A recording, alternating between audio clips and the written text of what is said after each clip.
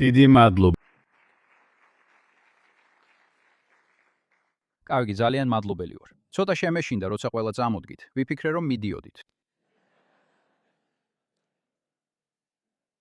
პირველი გამოსვლა, რომელიც აქ ჩამოსვლისას, როგორც ელჩმა წარმოთქვი, JNS TV-ს მიუმართე 1 წლის წინ, არა, ბოდიში წელიწადნახევრის წინ. დღეს, სანამ აქ მოვიდოდი, რაღაცა ძალიან მნიშვნელოვანი გავაკეთე. პრეზიდენტ დონალდ ტრამპის სოციალური მედია შევამოწმე, რომ დავრწმუნებულიყავი, ეს ჩემი ბოლო სიტყვა არ იყო ისრაელში. როგორც იცით, ის ჩვეულებრივ შუაღამით, სოციალური მედიის საშუალებით ათავისუფლებს ხალხს. ამიტომ მინდოდა დავრწმუნებულიყავი, რომ აქ მოსვლის მიზეზი მქონდა. სიხარულით გატყობინებთ, რომ ჯერჯერობით ყველაფერი კარგადაა.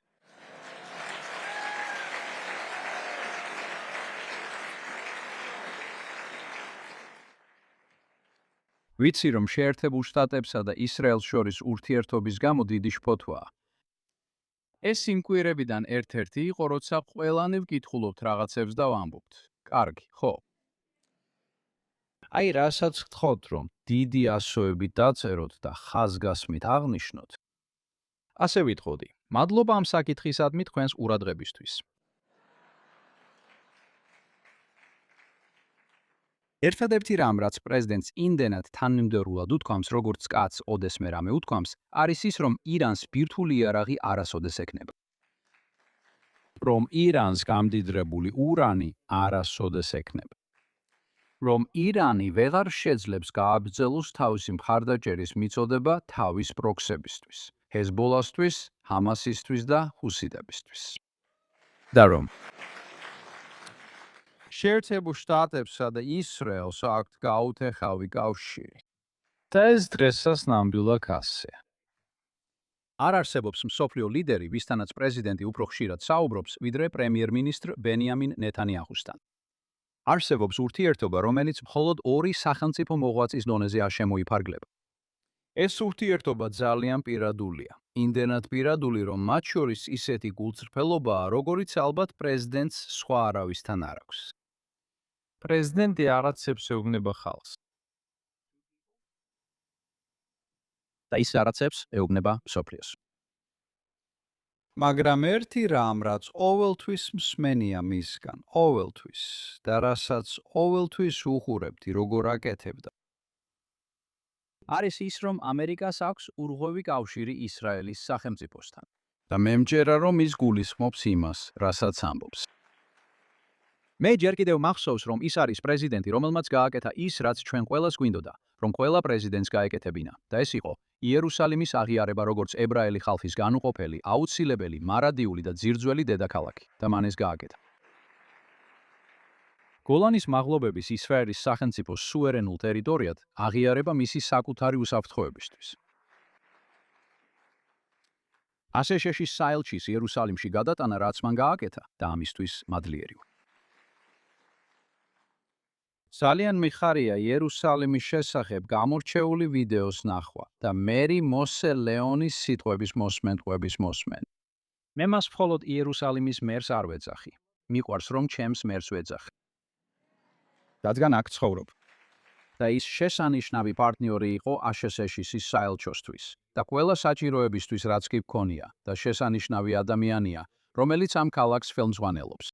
სხვათა შორის ეს მართლაც შესანიშნავი ქალაქია. და მსოფლიოში მას მსგავსი არაფერია. გასულ წელს მე ვაშინგტონში დაბრუნდი პრემიერ-მინისტრთან ერთად 12 დღიანი ომის შემდეგ და იმ შეხვედრებისთვის, რომლებიც პრეზიდენტთან და აშშ-ის გუნდთან ჰქონდა. და იქ ყოფნისას, ორ სხვადასხვა შემთხვევაში, მე შემომერტყნენ ეს ჰამასის მხარდამჭერი გიჟები. 1-2 ქალით დაიწყო. ბოლოს დაახლოებით 20 ადამიანი შემომეხვია. ყვიროდნენ და გაჰგიოდნენ და უკვე საკმაოდ არაკომფორტული ხდებოდა სიტუაცია. ბოლოს ვაშინგტონის პოლიციის ოფიცრები მოვიდნენ და გამომიყვანეს იქიდან. რამდენიმე ღამის შემდეგ ბლერის სახლში მივდიოდი, სადაც მიღება იყო. და იმავე პროჰამასის შეშლილმა ხალხმა, რომლებიც ქუჩის მეორე მხარეს იდგნენ, მეც ამიცნეს. და ეს სულაც არ არის ისეთი კარგი, როგორც ამბობენ. და მათ ყვირილი და ღრიალი დაიწყეს. ბოლოს სენატორ ჯიმ ლენგფორდს ოკლაჰომადან მანქანა ჰყავდა მოსული. მე კი უბერს ველოდებოდი. მან მითხრა, უბრალოდ ჩაჯექი ჩემს მანქანაში. არ ვარ დარწმუნებული, რომ უბერი მოსვლამდე აქ გაძლებ. მერც მადლობა მისთვის. მან იქიდან გამომიყვანა. მერე მეგობრებს უთუთხარი. თქვი ვერ ვიტან ამ გიჟურ ქალაქში ყოფნას და არ ვიტან რომ იერუსალიმში დაუბრუნდე, სადაც თავს უსაფრთხოდ გრძნობ.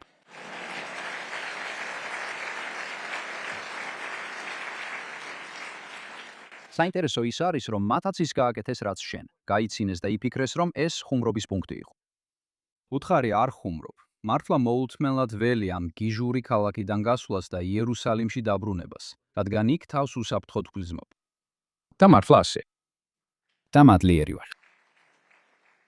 რომ ცხოვრობ ამ გამორჩეულ ქალაქში და მაქვს შესაძლებლობა წარმოვადგინო ამერიკის შეერთებული შტატები. და მე უყურებდი, ვიცი რომ არსებობს ფოტო, მაგრამ ხალხო, გასული წლის 12-ღია ნომს ვაკვირდებოდი, როცა ყველა ფიქრობდა, რას გააკეთებს პრეზიდენტი. ჩაერთვება ის. და შემდეგ იმ შაბათს საღამოს, როცა ბიორი ბომბდამშენები აშასეშოდუდან გაფრინდნენ პირდაპირ ფორდოსკენ და ბირთვულ საცავებთან და ჩამოყარეს ბომბები, როგორიც მსოფლიომ არ უნახავს, ჩვენ ვიცით, რას გააკეთებდა ის. ამ წლის დასაწყისში, როცა აშკარა გახდა, რომ ირანელები მიზნად ისახავდნენ ბირთვული შესაძლებლობების აღდგენას და აგრძელებდნენ 47 წლიანი მუქარას ჩვენს მიმართ, როცა ვამბობ ჩვენ, გულისხმობ თქვენ და შეერთებულ შტატებს. მუდმივად ისმოდა, სიკვდილი ისრაელს, სიკვდილი ამერიკას. 1969 წელს უკვე დაქორწინებული ვიყავი და შვილებიც მყავდა და კარგად მახსოვს. როცა ჩვენი საელჩოს თანამშრომლებს თეირანში თვალები აუხვიეს და ძალით გაატარეს ჩვენი აშათეშოს საელჩოს ეზოში, რაც ამერიკის შეერთებული შტატების დამცირება იყო, ხვეობაში ყავდათ 444 დღის განმავლობაში. და მთელი ის დრო.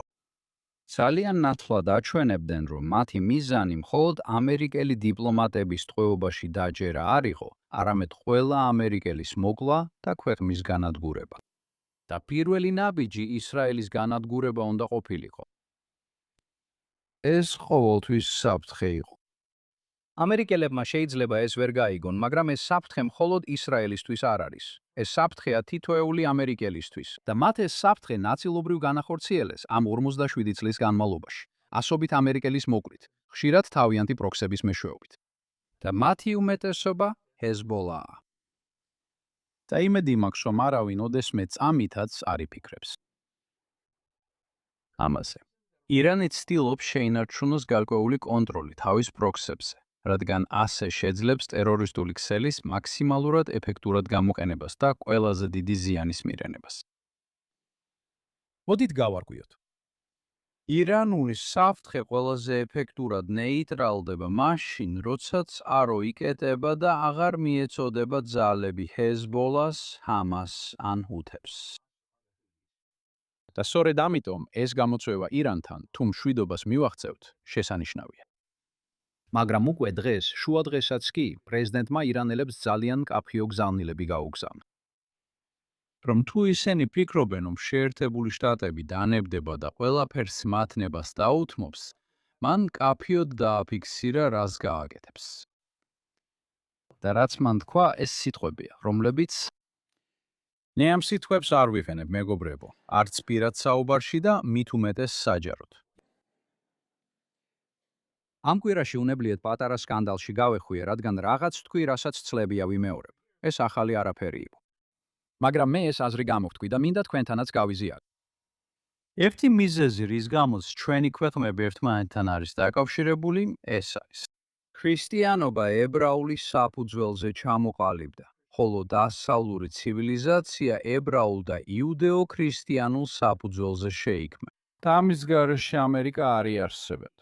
ეს ისე მარტივია.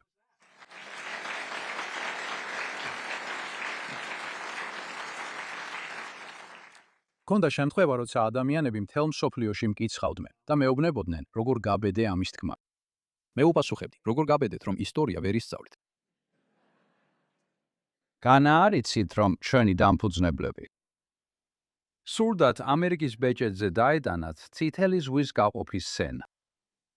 იცით, რომ ამერიკის შეერთებული შტატების წარმომადგენელთა პალატაში არის მარმარილო.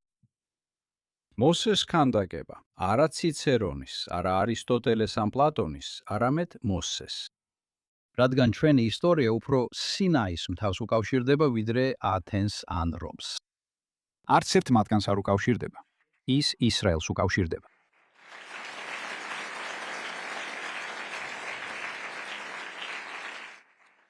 3800 წლიანი უწყვეტობა ებრაელი ხალხისა იმ დროიდან, როცა ღმერთმა აბრაამს უთხრა, მე შენგან დიდ ხალხს შევქმნი და შენი მეშვეობით მსოფლიო კურთხეულ იქნება. როცა ჩვენს დამფუძნებლებს ეს ესმოდათ, მათ ეს ისე გაიგეს, რომ დამოუკიდებლობის დეკლარაციაშიც კი ძალიან ნათლად აღნიშნეთ, რომ ჩვენი უფლებები არ მოდის მთავრობისგან, ისინი მოდის ღმერთისგან, ისინი მოდის შემოქმედისგან. და საიდან მიიღეს ეს წარმოდგენა?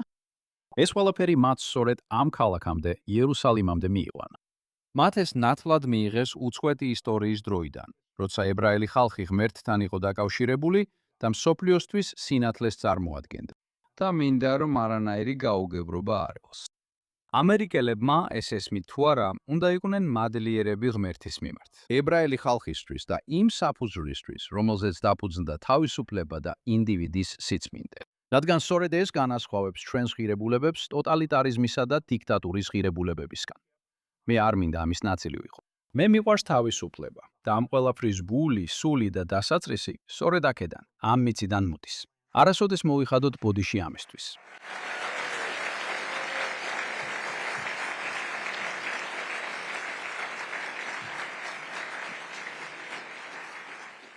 სალმონი 121 ამბობს: თებს უყურებს, საიდანაც მოდის ჩემი დახმარება. ჩემი დახმარება უფლისგან მოდის. როცა ადამიანები ამბობენ, რომ ისრაელი განადგურდება, ვფიქრობ, ისინი ვერ ხვდებიან, ხომ ასეა? ეს არ არის არც ერთი ადამიანის, არც ერთი ქვეყნის და არც ერთი არმიის ხელში ამ დედამიწაზე. ეს მიწა სამყაროს შემოქმედის ხელშია.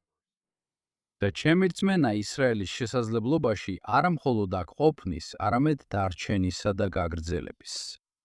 ეს არ არის იმიტომ, რომ ჩვენ გვყავს ძლიერი არმია, ან იმიტომ, რომ ისრაელს ყავს ძლიერი არმია, არამედ იმიტომ, რომ ყველას ყავს დიდი ღმერთი, რომელმაც დადო აღთქმა და ის შეასრულებს ამ აღთქმას.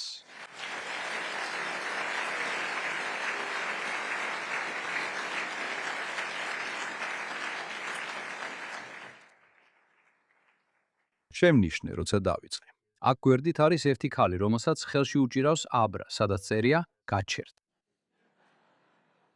და მეორე ხელში მას მახვილი უჭირავს. ვიცი რას ნიშნავს აბრა და მგონია ვიცი რას ნიშნავს მახვი, რას ნიშნავს მახვილი. და ამით მინდა მადლობა გითხრათ. ღმერთმა დაგლოცოთ და ღმერთმა დალოცოს ისრაელის სახელმწიფო.